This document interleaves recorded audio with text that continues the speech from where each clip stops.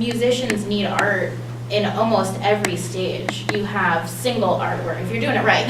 You have single artwork, you have EP artwork, you have full-length artwork, you have website artwork, you have logos, you know, using local art, literal live painters, right? I mean, you have the visual artists that hang out with, you know, what's the band that we saw? Right Minded.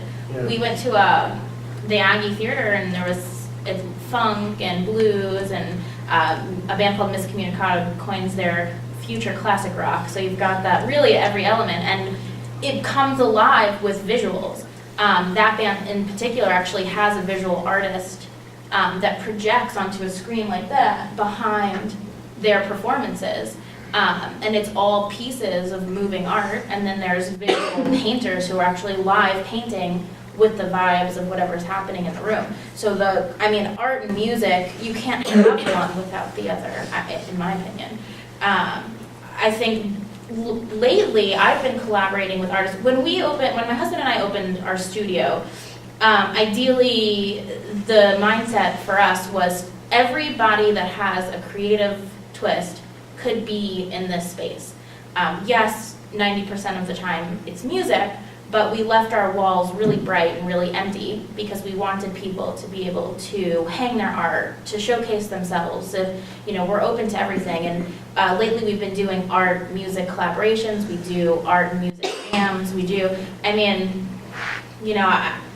Art and music, they have to live in harmony together. So I would love to personally see more of that.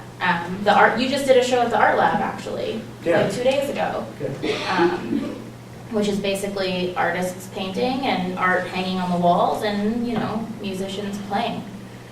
It can be difficult. Collaboration requires support.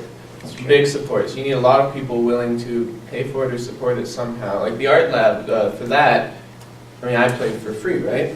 Just to support some friends who were trying to sell their art. Nobody's going to pay for that. For example, the people who use the space got the space for free. Right. So everything's basically, not to cut you off, No, sorry. But, there has to be something. At some point, you can only grow something organically so far.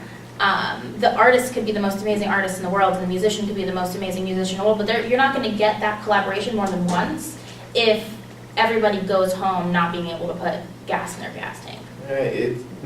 Art is not necessarily something that goes hand in hand with business. And I would rather play a gig by myself so I can keep $100 than split it 50-50 with someone or bring in a third musician and only make a few bucks for the day, So, and that's just because I'm doing it for a living.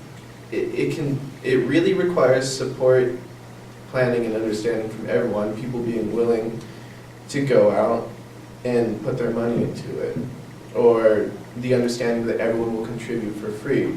But I would be playing every day for free if people would just constantly ask for that. So you also do have to draw a line. It gets difficult. There's always been support for the arts. That has to exist no matter what, because without support for the arts, collaboration, things like that can't happen. The more people you get involved, think about an orchestra. How do you pay an orchestra? Professional musicians to do all that. It's thousands of dollars for a performance and 2 rehearsals, If you want collaboration, if you want to build the arts, it's something everybody in the community must constantly support and be aware of at all times. That's just the answer to that. That's fantastic. And that is something that between the arts community in Loveland and the building music scene and what's happening in Fort Collins all along the Front Range, there are people that are starting to take the lead on that, which I think is really exciting. And so like Johnny, you've had an incredible event mixing the arts at the Higher Ground Rehearsal Studio. I think that's going to continue.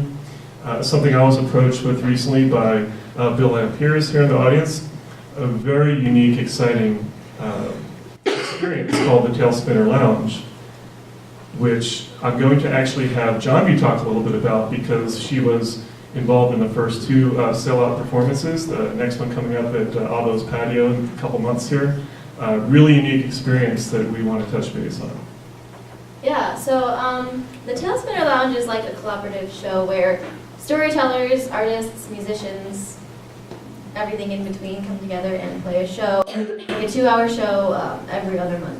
And that was super cool because my mom said, hey, there is this man named Bill that's looking for a pianist to play for their show. I was like, oh, what's the show about? She's like, oh, it's a bunch of artists and like storytellers and musicians. I was like, okay, then I thought it was like all separate. But no, I got there and I was like playing my song, and then Jim Fernaffel, this like incredibly talented charcoal artist, was on the stage, literally drawing out the moment as it was. And then like I was accompanying a bunch of storytellers, and it was such a fun experience. And I feel like art is often like people have this preconceived notion as to art being music, painting, drawing, acting, and then everything else.